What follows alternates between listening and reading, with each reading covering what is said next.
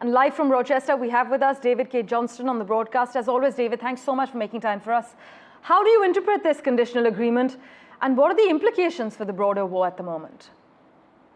Well, the Russian government is out of cash. Half of their assets are frozen around the world, Yes. and of what remains, they've spent 99% of it. So getting some agreements that they can ship fertilizer and agricultural products, not fossil fuels, but those two, Right. would be crucial to Vladimir Putin not having a collapse of his economy.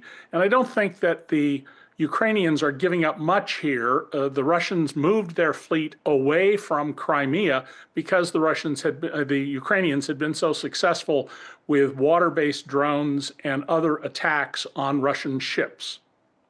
David, but meanwhile, Ukraine has firmly rejected any partition or territorial division. Yet Russia insists on full control of some areas like Donetsk and Kherson.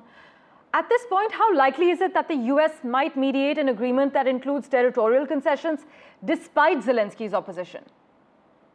Well, I don't think that Zelensky and the Ukrainian people are going to move on this. And in the year that ended last month, Russia lost 400,000 soldiers. That's not casualties, that's dead soldiers, 400,000. And they gained territory that was 0.5% of Ukraine. That's an incredible butcher bill for a very tiny amount of real estate.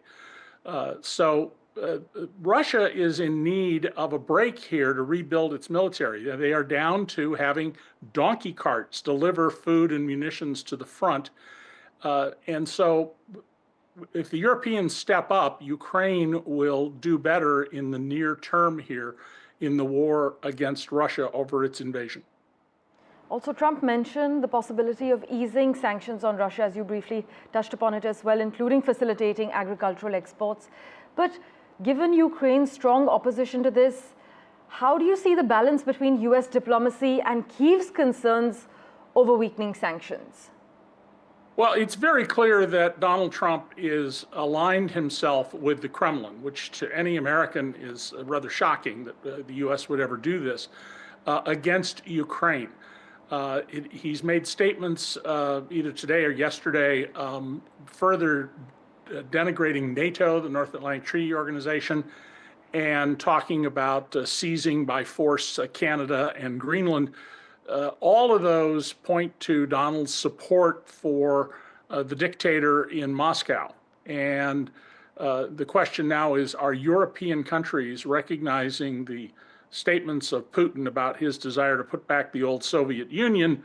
Are they going to step up and help Ukraine? And that's not resolved yet. Right.